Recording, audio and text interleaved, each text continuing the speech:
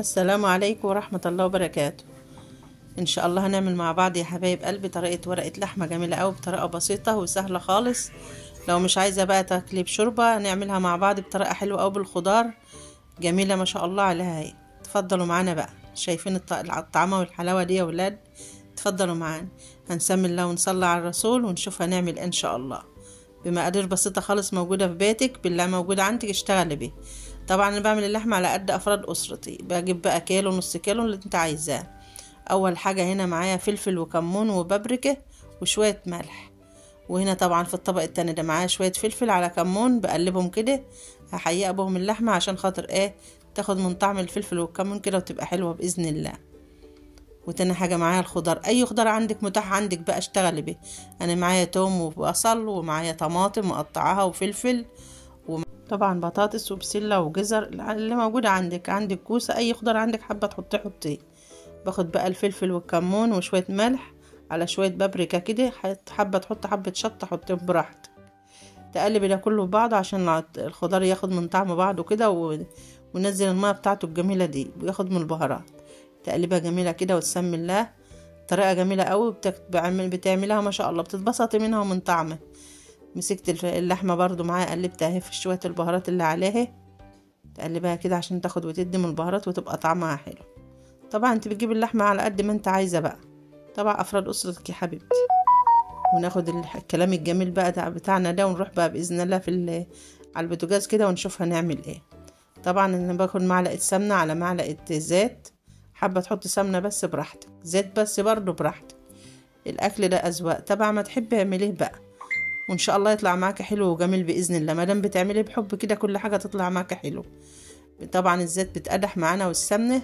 نحط بقى قطع اللحمه، انا بحب اديها تشويحه كده عشان ما تبقاش طريه، يبقى فيها طعم التشويح كده بتبقى حلو. حابه برضو تعملها طريقه دي براحتك، تقلب كل خضارك في بعض وتحطها برضو بتبقى حلو، بس اما بتدي لها الصدمه دي بتبقى طعمها جميل قوي. طبعا بقلبها على الجنبين، اديها تشويحه كده وخليها على نار هاديه عشان ما تتحرقش معايا زي ما انتم شايفين كده يا اولاد. صلوا بينا على النبي يا اولاد كده وقولوا عليها افضل الصلاه والسلام. وحبي الحاجه اللي بتعملها هتلاقيها طالعه معاكي زي الفل باذن الله. طبعا انا معايا البصله معايا هيته، معايا فص مستكه وحبهان، ومعايا بصله مقطعه ورقتين لوري. اخدهم مع الكلام الجميل ده بعد ما محمرنا اللحمه على الوشين كده. اقلب بقى زي ما انت شايفه كده يا حبيبتي، تقلبها جميلة هيتي وغطي عليها شوية كده تاخد وتدي مع الخضار ده، تاخد من طعم الخضار البصلة والبهارات اللي انا حطالها تبقى طعمها جميل. طبعا سبتها بتاع 10 دقايق على نار هادية. اشتل بقى اللحمة بتاعتي ديت من الحلة، واخد الخضار برضو اديله نفس الصدمة اللي اديتها للحم زي ما انتوا شايفين كده. اخدها في طبق معايا هي حبايبي. شوف الحاجة الواحد لما بيعملها كده بتأني وبراحته وعلى نار هادية كل حاجة بتطلع معاك طعمها حلو ولا تتلهف منك ولا حاجة. شايفين يا ولاد الجمال والحلاوة دي؟ طبعا خدت الصدمة الجميلة هيتي. ابدأ بقى في الزيت الجميل ده بقى البهريز اللي تنازله من اللحمة معانا دي، اخد بقى كل الخضار اللي معايا برضو اديله تشويحة على خفيف كده عشان ياخد من طعم البهريز اللي نازله من اللحمه ديت طعمها جميل. ياخد منها بقى واديها حلاوه كده وطعام. كنت مقطعه فلفل هبه اوريهولكم. بصراحه يا ولاد كانت ورقه لحمه جميله ما شاء الله عليه. تقلبه بسيطه هيتي، واخد بقى الكلام الحلو بتاعي ده. اكون بقى مجهزه معايا بقى اللهم صل على النبي صينيه وفرشه فيها ورقه ألمونتال، وأقوم جايبة برضو ورق زبدة وفرشاه في قلبه. شايفين انا بوريكم انا بعمل اهو حاجة جميلة اهي ما شاء الله عليه. جبت برضو ورقة الزبدة معايا هي تفرشها، احطها في الصينية بتاعتي عشان ما ينفعش نحط الاكل على الورق الألمونتال ده. ما شاء الله كانت بصراحة جميلة جميلة جميلة، هتحبوها بإذن الله اما تعملوها. تفرشها كده كويس عشان خاطر البخار ما يتسربش او الصوص اللي فيها ما يتسربش ينزل في الصينية. فبإذن الله تحطها. شايفين يا ولاد اهو طبعا اديت الخضار تشويحه بسيطه خالص، وقمت حطاها في قلب الورقه زي ما انتوا شايفين. قسمت نصنا اهو، افرش نصه في الصينيه كده. اسوي الخضار بقى في الصينيه يا حبايبي كده، علشان خاطر افرش تبقى رقه كده تحت اللحمه. الخضار ياخد ودي من اللحمه، واللحمه تاخد وتدي برضو من الخضار. وابدا احط اللحمه بتاعتي زي ما انتوا شايفين كده اهي. يلا ما يسيبش قطعه بقى جنب اللحوق كده، فهجيبها ان شاء الله، مش هسيبها، هنجري وراها. حد يسيب اللحمه الايام دي؟ يلا بينا. وطبعا حطينا اللحمه بتاعتنا كلها في الصينيه، فرشناها زي ما انتوا شايفين بالطريقه الجميله دي.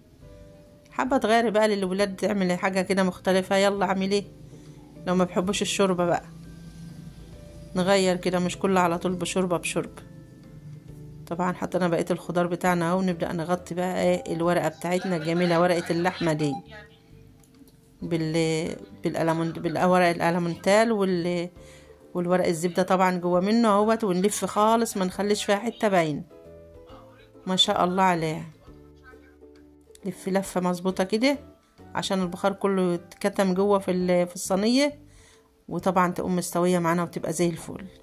وانا اكون مسخنه الفرن بتاعي قبل كده، واحطها في الرف بقى الوسطاني.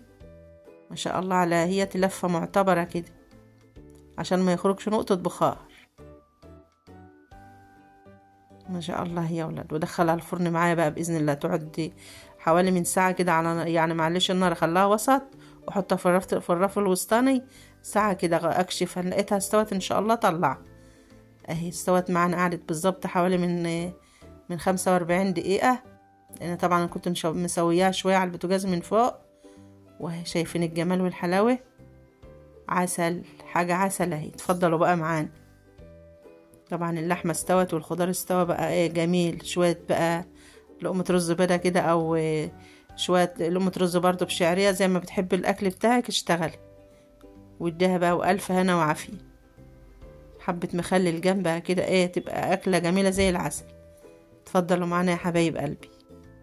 يا رب الطريقه دي تعجبكم ان شاء الله وتجربوها، وما تنسونوش من الدعاء. وبألف هنا يا حبايب قلبي. اشوفكم في فيديو تاني ان شاء الله. الخضار مستوي واللحمه مستويه وكله زي العسل.